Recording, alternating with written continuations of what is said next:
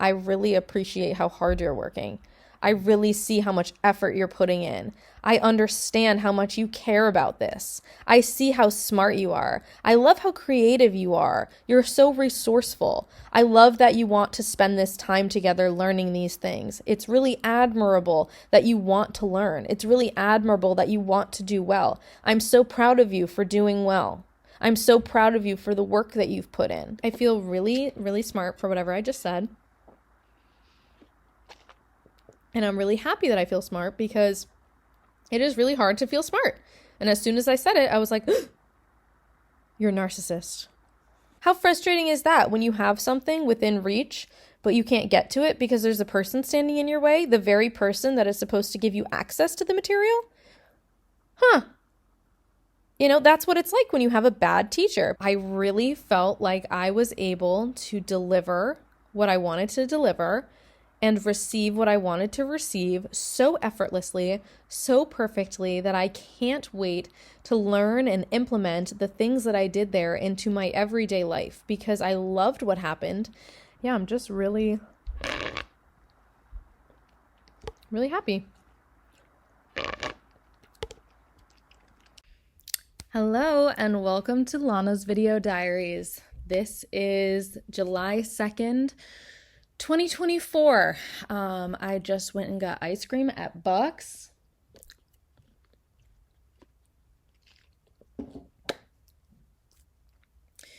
And I smoked a joint in the car. Then I got super anxious while I was driving home and put on my Christian music, or Jesus music as I call it. And I received so many messages from God, naturally. I learned so much about myself in those 10 minutes. I had so many realizations, and then I came home and I was so anxious because Lana does not tutor, okay? And I had a tutor consult at 6:30, okay? Well, it's actually 5:30, but I did the time zone wrong. So I'm already, in her mind, I fucked up already once. So I'm like, I'm high. What if I'm incoherent? What if I don't know what I'm saying? What if I don't tap into the energy? And the truth of the matter is, copyright Joe Biden, the truth of the matter is, doodles barking. I have to pee so bad. That's honestly the truth of the matter. But the truth of the matter is, I've been high alone so many times, countless times. I'm so comfortable being high alone. I'm not completely comfortable. I still get anxious because I think myself into anxiety. I haven't really been that high with people, and the people I have been high with are like intimate partnerships where I am relaxing in their home. It's never like a functioning use of the medicine in my day-to-day life because I've been programmed to think that if I do drugs while I'm working or while I'm at school, that I am going to fail. I'm lazy. I'm not going to be able to perform. I'm not going to enjoy what I'm doing. I'm going to slack off. I'm going to sleep all the time. I'm going to get fat and all of these other things. Now, it's possible that all of those things or none of those things could happen, but it's what's on the back of my mind every time I get high. So I'm like, these are the rules. I have like a program of rules about getting high. And one of the rules is you don't tutor high. You just don't. That's work. You don't drink at work.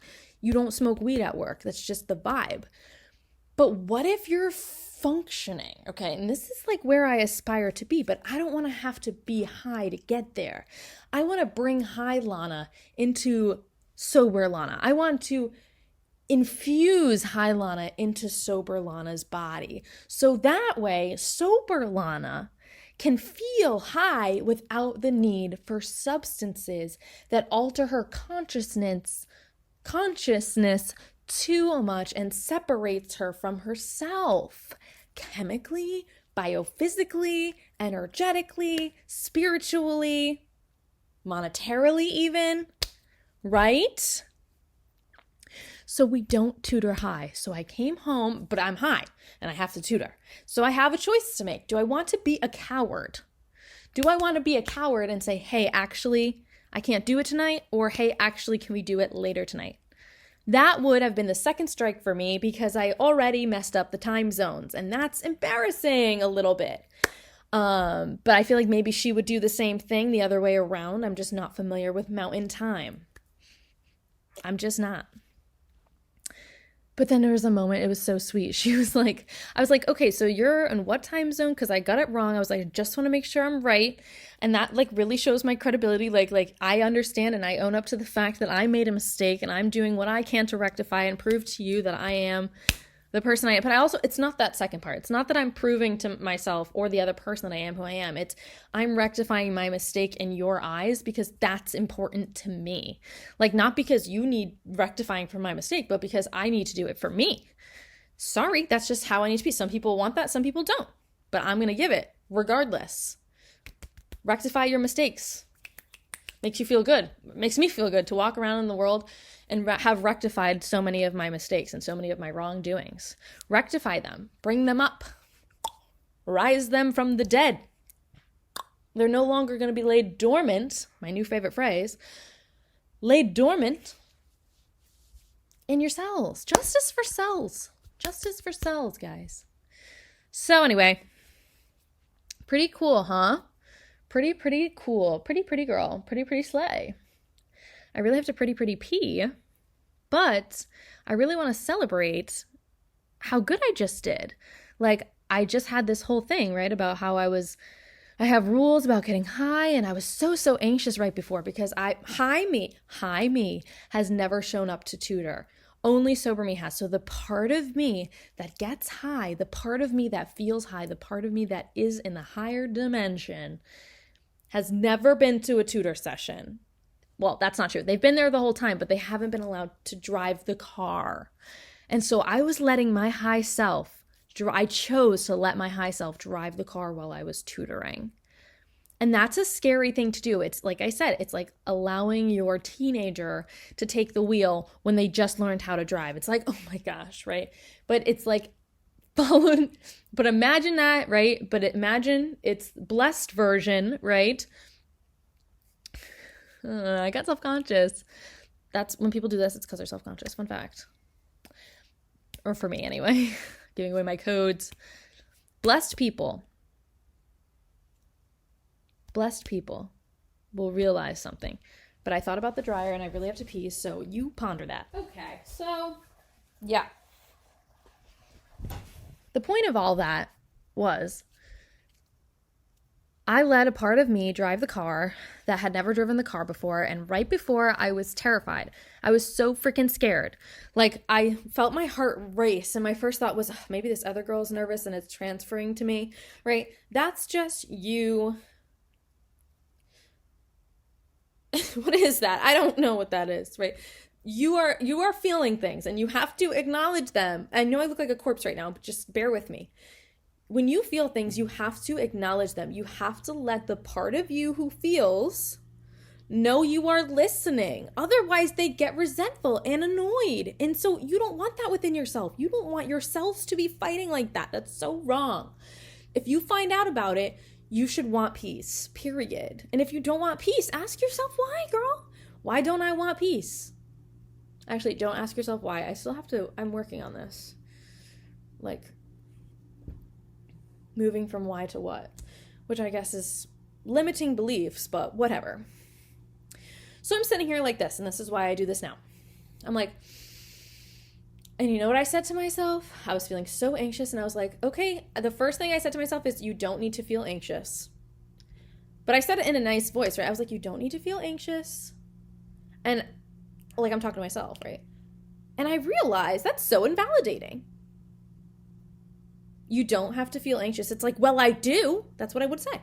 Well, I do feel anxious. So what the fuck? What are you going to do for me? Right? That's what I would ask. So I'm like, I'm like, okay, I'm anxious. Once I identify the feeling. And that's what I call it, right? You don't have to be anxious, but you don't even have to identify the feeling. You just don't have to. So you can skip that step. Skip the step if you want. You don't have to be anxious. And then I was like, okay, you're anxious. Okay. I'm listening, right? I'm listening. Okay, you're anxious. Okay.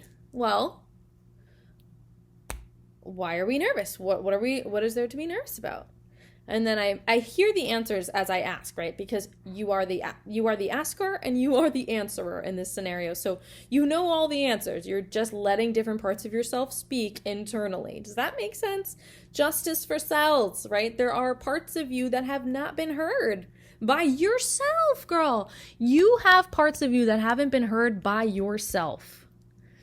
And yet you want other people to hear you. You want to hear all of what other people are. You're not going to be able to. If you haven't heard all the parts of yourself, you will hear more of other people. You will hear more of yourself.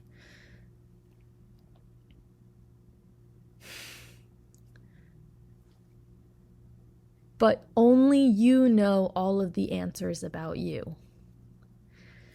Only you know all of the answers about you. We are all but phalanges of an octopus. If you imagine an octopus with the amount of legs as there are human beings, but we're all connected because we're all attached to an octopus, right? We're all part of the octopus. We are limited in our phalanges, but we are part of the octopus. And when you think about that and you back up and you're able to see humans, the entirety of the human species as an octopus, perhaps then you would understand why octopi are considered the smartest fucking organisms alive. Not entirely true, but they're told to be one of the most, if not the most intelligent sea beings. Questionable. Somebody cite that. I don't know. But what about in that movie? Oh, fuck, I can't think of it. The Arrival? Yeah, I think it's Arrival. In Arrival, there are beings from another planet, we assume, that come down and they try to teach them language, right? They're trying to teach them our language. They're trying to teach these beings our language. And it turns out they are trying to teach us their language. At the same time, we are trying to connect. We are trying to communicate, right? So when we do that interstellarly, even in this example, that is a complete representation of what's going on within our cells, in our bodies, and also further why we can see ourselves as these higher beings. Because if you got all of humanity together, every single one of us as a part of something that encompasses all of us as like, I always make this joke, like a manatee, but we're humanity.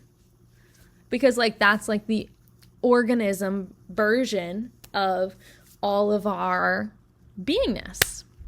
If we combined it all, I think it'd be pretty cool. We could be humanity. And who knows, maybe there's other humanities in other parts of the galaxy. Who knows? Very exciting idea. It's just an idea. It's just a story, but it's an exciting metaphor because it makes my brain excited. And my brain likes to be excited sometimes, you know? A lot of the shit we see is kind of boring. I'm not going to lie to you. When you see patterns everywhere, when you are a pattern generator, girl, when you are a pattern generator or pattern reader, if you knit, okay, and you see structure and organization where there is none, you're going to start getting bored eventually. You have to go higher. You have to dig deeper. You have to see more patterns and more things. You have to increase the complexity. And that sometimes means that you're not going to be understood by some people. It sometimes means you're not going to understand other people.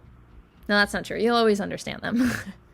But they may not understand you because they may not want to be or may not be aware of humanity.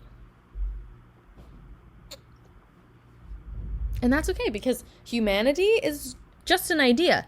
So if they're not aware of it, that's okay because it's not their idea. It's, do I want to now explain the idea? And do I think it's a good idea? And am I scared that it's a good idea? Or scared that it's a bad idea? And what makes something good or bad? And who determines that? And is it a group discussion? Or is it just Me. And by me, I mean humanity. I mean me, but I also mean all the cells that I want justice for. But unfortunately, I can only organize myself just so in certain places so I can speak. Sometimes I have to organize myself in a different way so that I can speak. Boom. How hard is that to understand? I have to organize myself in a different way sometimes to be able to speak. And what helps with the reorganization? What helps with the reorganization of our body with a different intention? Breath. Because what does breath do? It breathes oxygen into all the cells. It's like all of your cells are taking, this is how I picture it. All of your cells are taking a collective deep breath and then allows them to relax into a new space. That's what I picture. When I take a deep breath, I'm like, all of my cells, every single part of my body is taking a pulse. It's moving like this. There's energy. I'm intentionally moving energy. So once you link to the breath, you intentionally move energy up and down. I don't want to limit it to up and down. It's much more dimensional than that, but around your body. And it allows new patterns within your body to be formed. So now new thoughts can be formed. New feelings can be formed. Old feelings now feel like different feelings. You know what I'm saying? A teacher of mine once told me we were working together and I kept having to get up to pee. And this has happened twice with two different teachers, okay? This is now a pattern to me.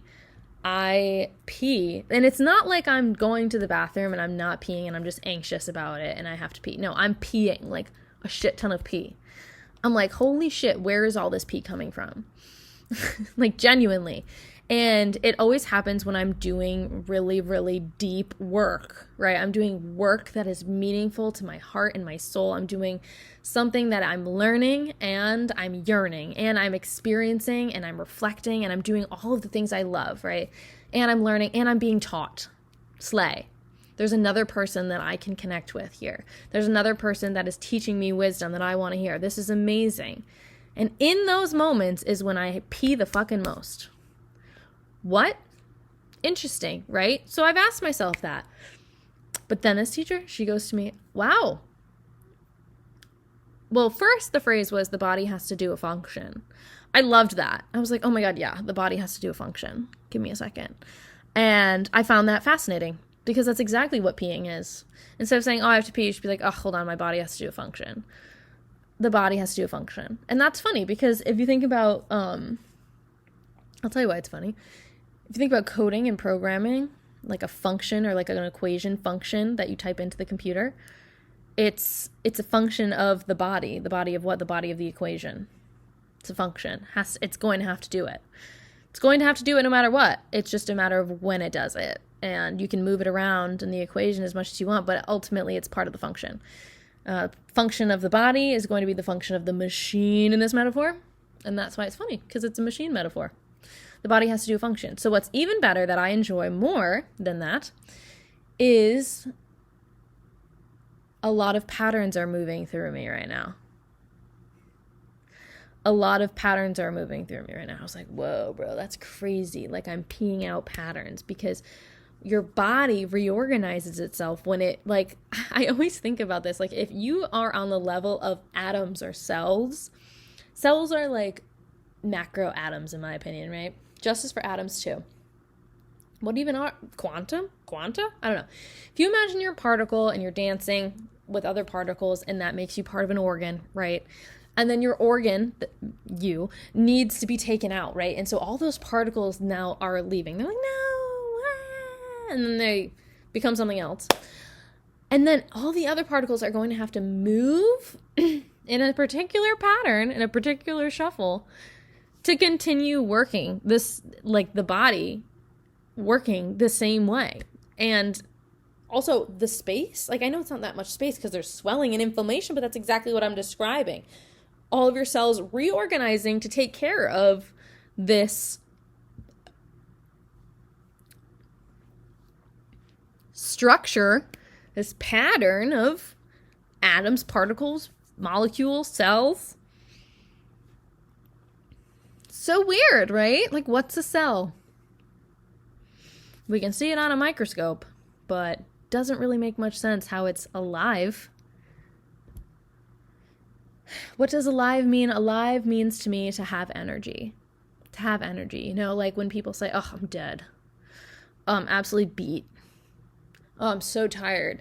You're hardly alive. You're hardly alive at that point. You know, it's like, that's only okay when you're going to sleep because you're alive so much all day that you're beat at night, and then you sleep, and then you get up and you're alive and you're so energized and you're so excited to live another day, and then you go to sleep.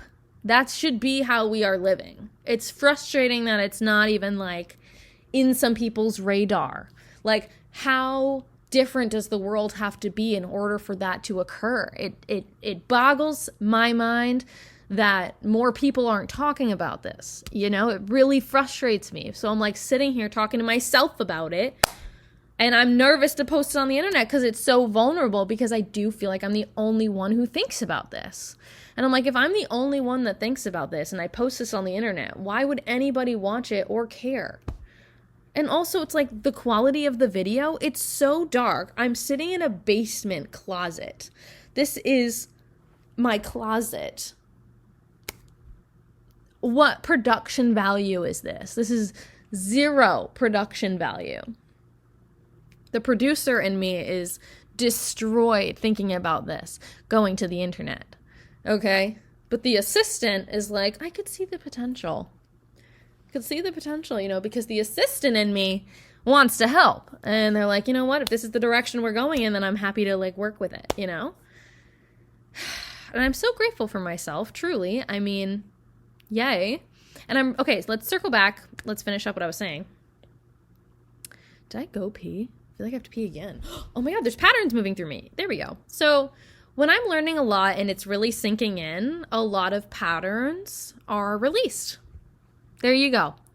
So I had this tutor session, this consult, and it went really, really, really well. Like, I asked, hold on. I asked all the right questions. She was eager and engaged. She was excited to get the help that she needed, and I was excited to give her the help that she needed. She explained to me exactly what she needs. I asked her exactly what she needed. And then we created a plan to move forward, and I gave her, and I was able to give her an alternative perspective. Like, for example, this is the order in which I asked questions. My first question was, I said, like, okay, so can you describe a little bit of the situation you're in and what you think you need in a tutor for what you're looking for right now? She gave me a brief synopsis, and I forget what I asked after that. I asked her a lot of questions at first. She handled it really, really well. Some people get a little nervous because they feel like they're being asked a lot of questions. I think I mostly talked, like, she ended up saying, the biggest thing she said is that it was a psychology 4-credit class. She really needs it to graduate. And she has a 75 in the class. It's not even at a B+ level. She really needs it to be in the A level. And she has an exam on Friday. She thought she'd be able to, she didn't say this part, but I think she assumed she'd be able to get her grade up before this. And she's a senior, okay? She's a senior. And so she's been around this world before, okay? I know exactly what she needs. This is not a tutor that comes in and is going to sit down with you and be like, all right, let's read the textbook. That is not what this person needs. She doesn't need that, right? this isn't a long-term situation. So this is the perspective I was able to give her. I was like, okay, listen, if this were a long-term situation, I would ask you what your goals are and things like that. And we would talk about how I could help you in the long term and make little bite-sized pieces on our way and see if we can meet the goal we want, continuously check in. But you have a goal that ends on Friday. So I know that I am only going to be able to do so much for you between now and Friday. So how should we structure our time together so that you get the most out of what I can offer you? And she was able to tell me. She was like, okay, she told me the format of the test was multiple choice. There's multiple different parts of the test. She said there had been 2 review tests prior, and the answers on the tests and the review, the questions were the same or similar, so she didn't feel blindsided by the teacher. So I'm like, okay, she's very smart. She's picking up on these cues.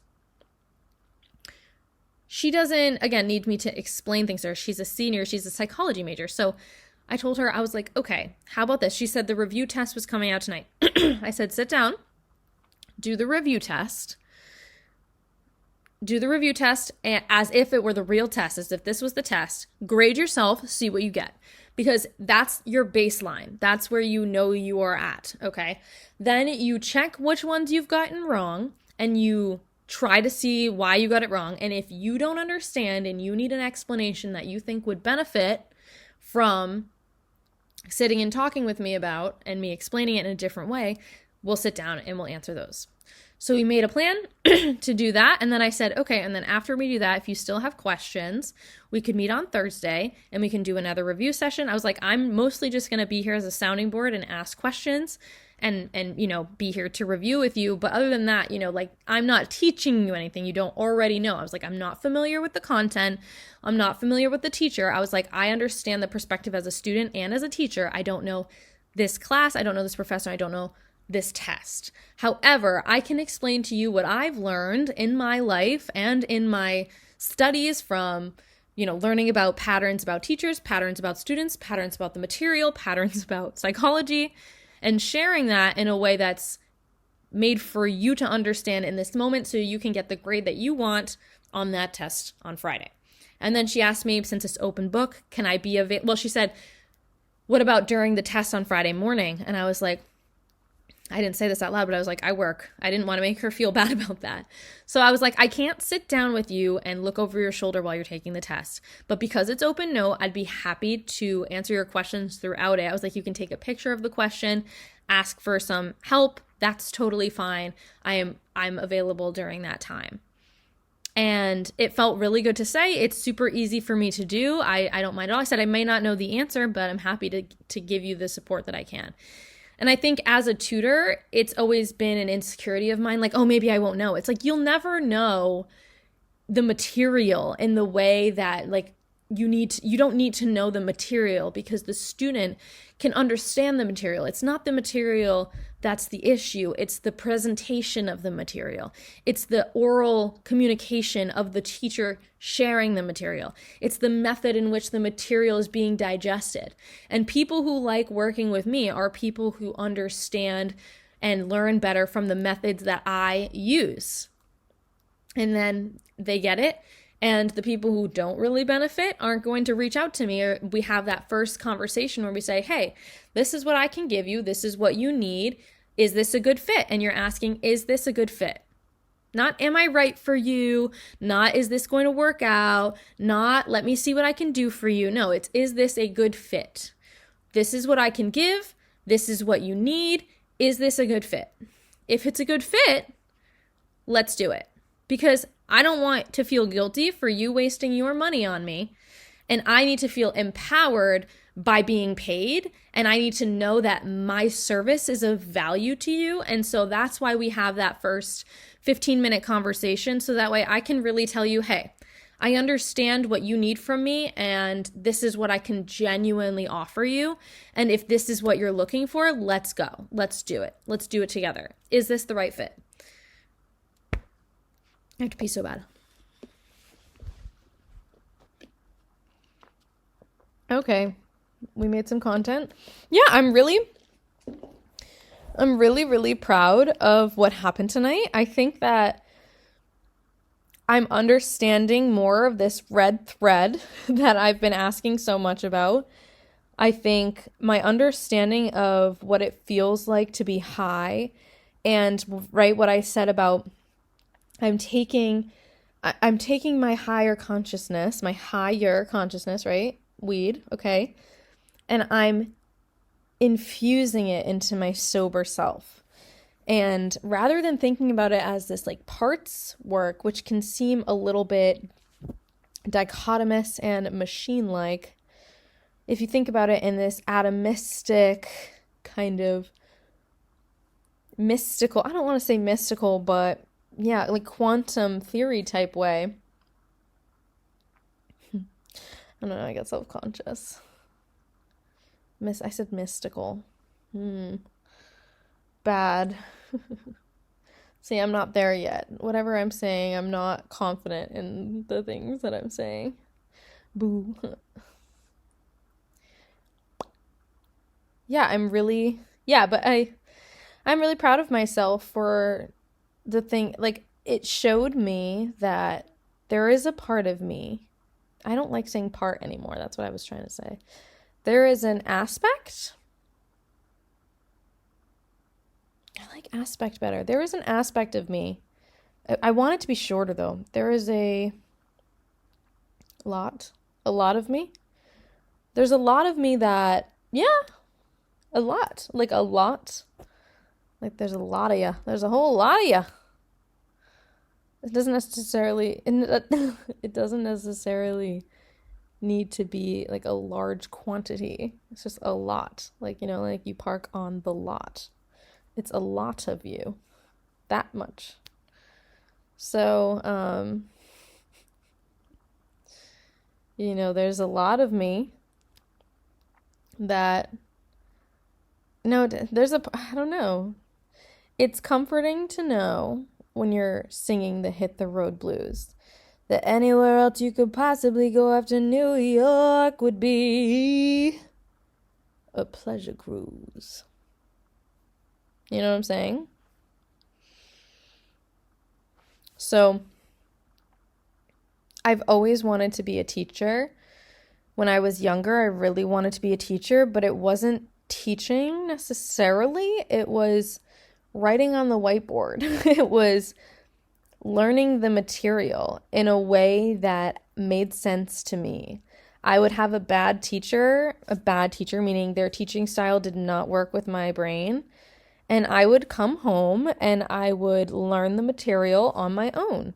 And I would sit down and I would spend hours reteaching myself the material because I wanted to know the material and I was frustrated that I didn't know the material. And I was frustrated even more that I didn't know the material, not because it was difficult to understand, but because the teacher was the one who made it difficult to understand. How frustrating is that when you have something within reach, but you can't get to it because there's a person standing in your way, the very person that is supposed to give you access to the material? You know, that's what it's like when you have a bad teacher because they're not meant to be standing in front of a classroom funneling information. Typically, it's an ego dance and it's a little bit frustrating for the people who want to learn. You know, it's like a lot of teachers enjoy being the gatekeepers of knowledge, and a lot of higher ups in the education system are also gatekeepers of knowledge, meaning they pick and choose what people get to know and what people get to learn and how fast they should learn it and how they should be tested on what they're learning. And the people who are making these decisions are not the people who are doing the learning. It's the people who are doing the teaching and the people who are doing the forcing and the people who are doing the non-empowering. And it's honestly a travesty.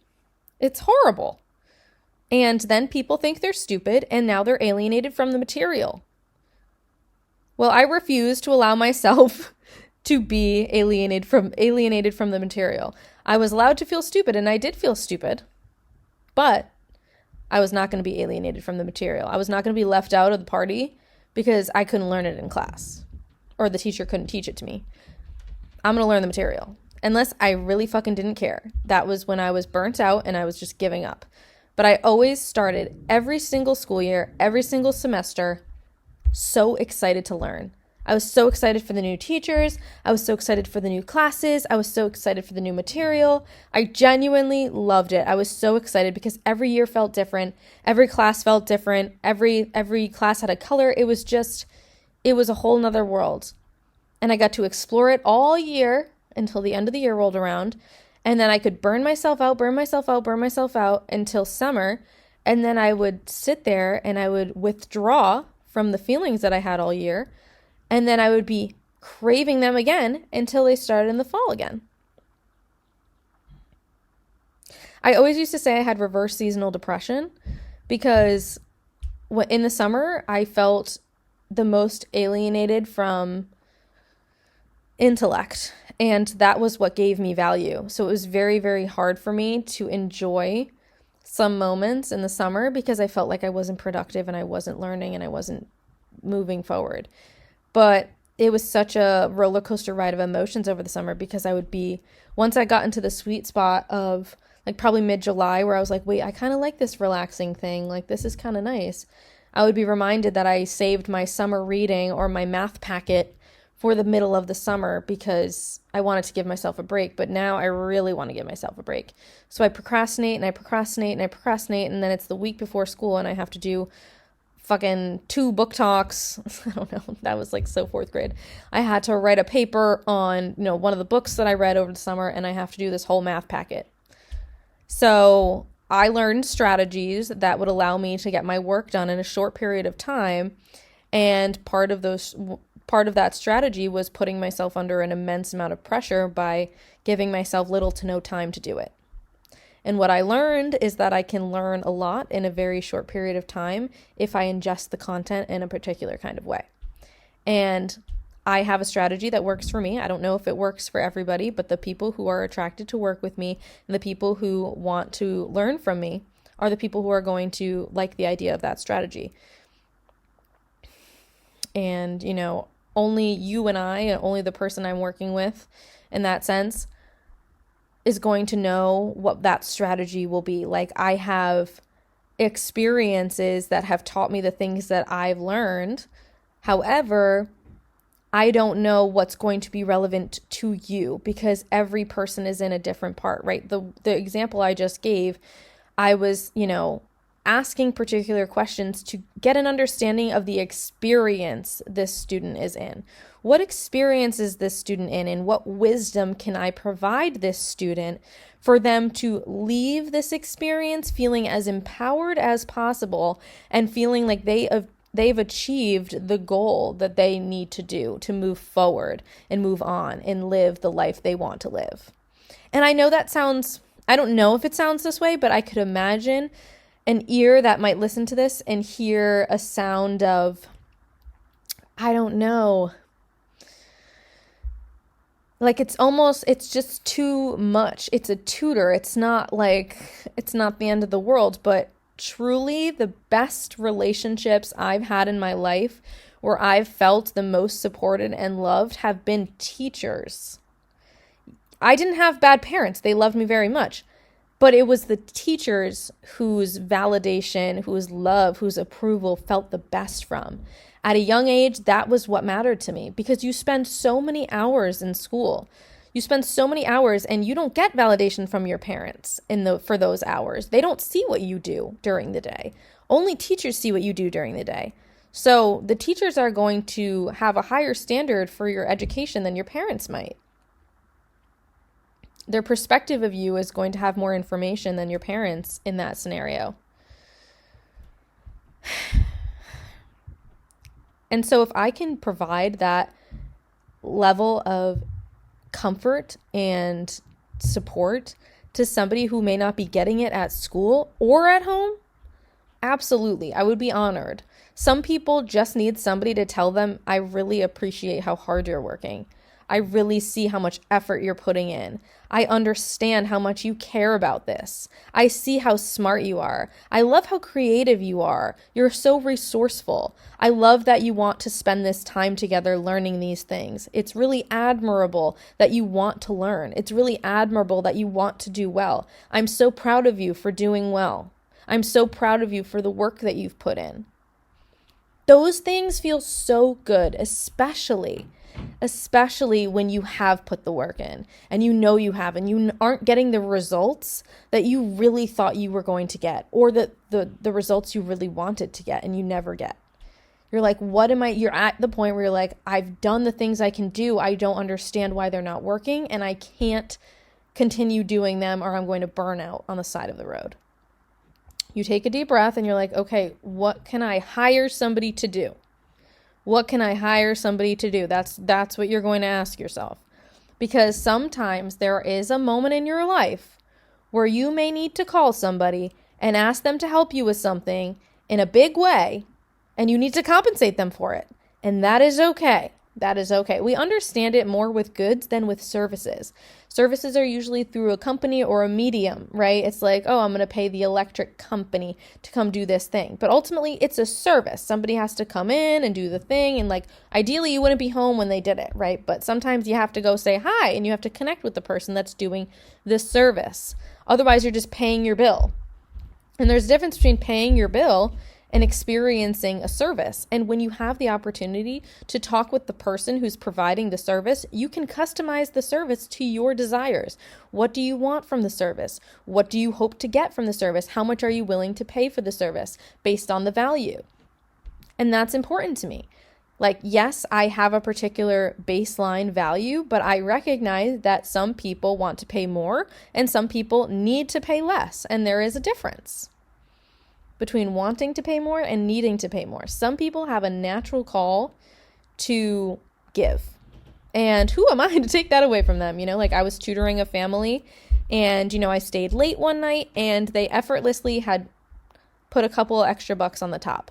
And I didn't ask for that, but that is how you are rewarded when you are doing something that really speaks to your red threads. People are going to just naturally want to compensate you for the things that you're doing because you are genuinely helping them. You are genuinely doing them a service. They are happy to translate that into compensation in a way that makes sense. And I recognize that not everybody is going to want a tutor. Hello? Of course not everybody's going to want a tutor. But let me tell you what I can do for you. I may not know the material, but I know what I've learned of the material, and I know how it's been taught to me, and I understand what you're saying about how it's being taught to you. So I will provide the strategies and the information, and I will share the material in a way that's different than you've ever heard it before and might allow you to learn it more easily in the future even, and apply this technique in the future so that way you can use it, take it with you, and learn the things you need to learn. Or want to learn, I should say. It's all just really great. Now I want Domino's pizza. I feel really, really smart for whatever I just said. And I'm really happy that I feel smart because it is really hard to feel smart. And as soon as I said it, I was like, you're a narcissist.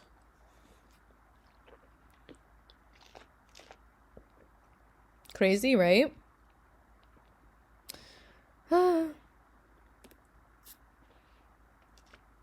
Yeah, overall, I'm just celebrating a big win. I know it's like a short duration of time. I was going to say it's small, but what makes it small is the fact that it was a short duration of time. It was a low stakes FaceTime call with a stranger, but I really felt like I was able to deliver what I wanted to deliver and receive what I wanted to receive so effortlessly, so perfectly that I can't wait to learn and implement the things that I did there into my everyday life because I loved what happened.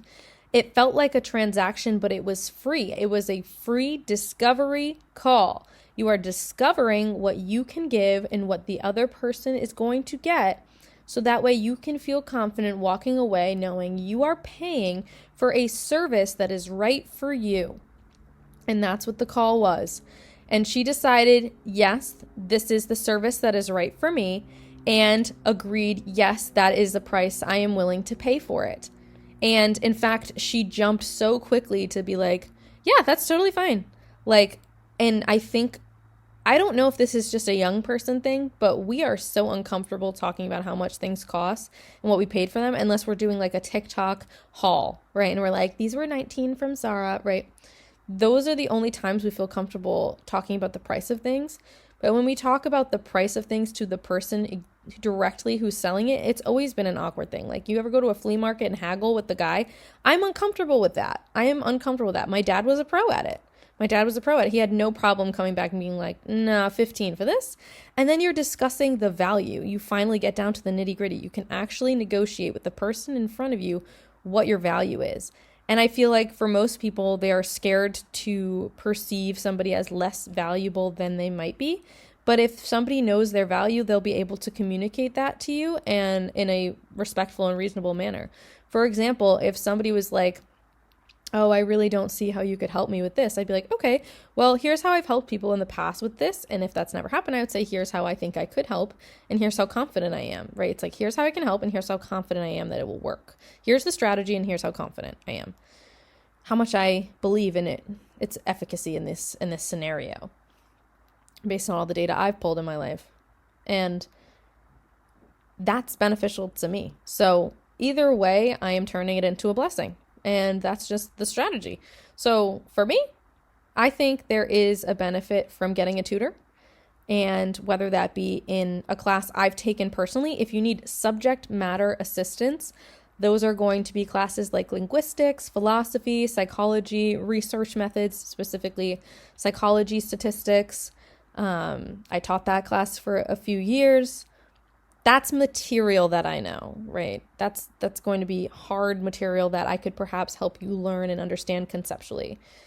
And then there is the student expert in me, how to study, how to take a test, how to remove test anxiety, how to feel confident going into the test, study strategies, ways to memorize things, which things to memorize, which things are of value, how I survived certain things. That's wisdom. So it's like, depending on what you need in a tutor, if you need a tutor that's more material based, meaning you need a tutor that's going to teach you the material, then it should fall within the subject matters that I am an expert in, or a expert to the level that you need a tutor. And then on the other hand, I have the emotional intelligence and the intellectual intelligence and the strategies that have worked for me and others in my studenthood that I feel like allowed me to be a good student. If there's one thing it was a good student. Did I love being a good student? Was I a healthy student? Who's to say? But I performed well in school, and people are coming to me to learn how to do the same. After all, it's just a performance. I'm teaching you the techniques and strategies and moves that I used to perform in school, so that way you can use the same tools and techniques to perform in your school. But it's a different performance, so it's not going to be all entirely the same. I can't just give you the secret sauce. You have to customize it to you, and I will help you do that. And that's where the collaboration comes in. Here's what I know, here's what you know, and how can these fit together? Again, how can we fit together? Does this fit together? And then we ask ourselves, and if it doesn't fit together, we say, okay, well, what would it need to look like if it did fit? What's missing? What part of it needs to be there? What part of it isn't there? Do you know what I'm saying?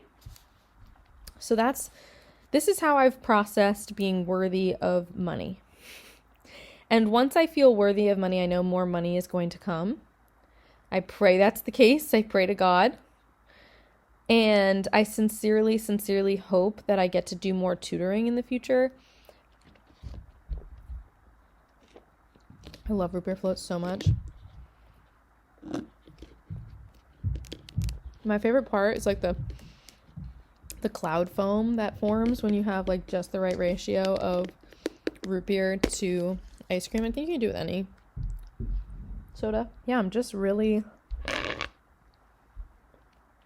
really happy. And I hope that more people want tutors in the future. I am a tutor after all. Not only will I help you learn the material, but I'll do it in a fun way. All right, ladies and gents. and babies.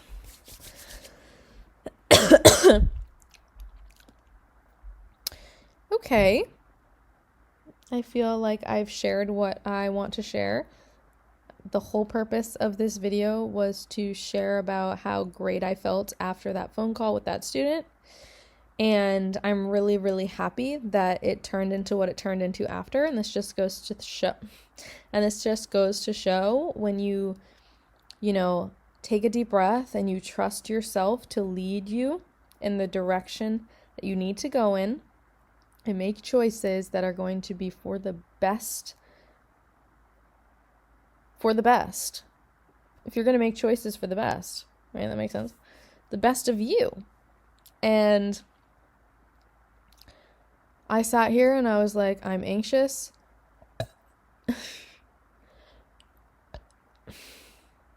I'm anxious. I just had all of these. I didn't really have any thoughts. It was more so just a feeling of anxiety. My heartbeat was racing. And I had to talk to myself and I had to say, okay, it's okay. It's okay.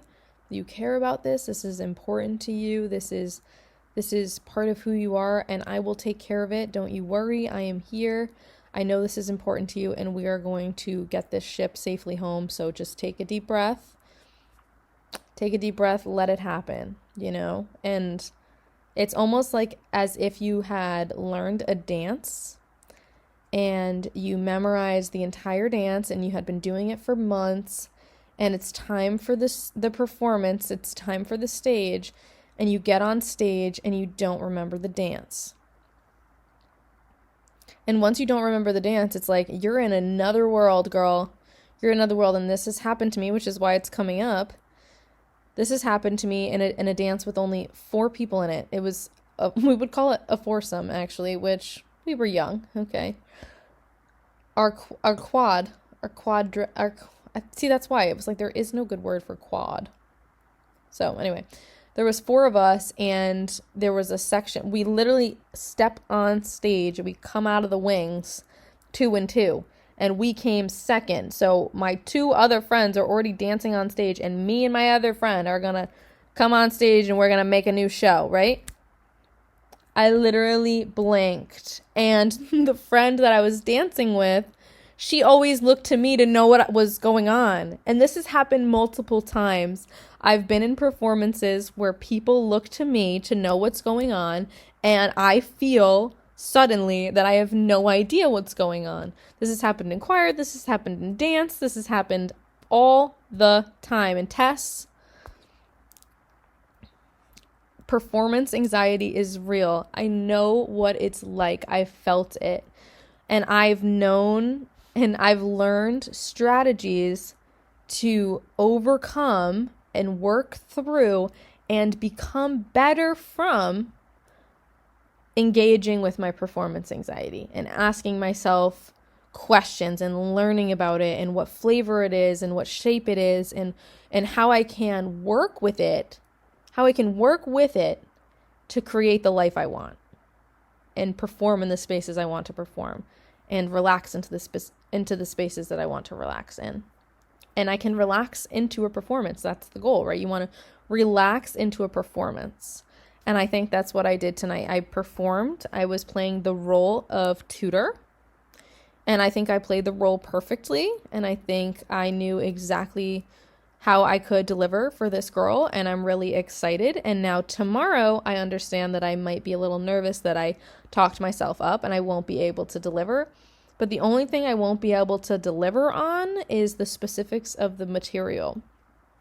And that I can pull up a graphic and explain in 5 seconds. So it's crazy to think that I wouldn't know the material of something I have a master's degree in, but come see, come saw, tomato, tomato. All right, that's all. That's all I have. My voice is starting to get hoarse.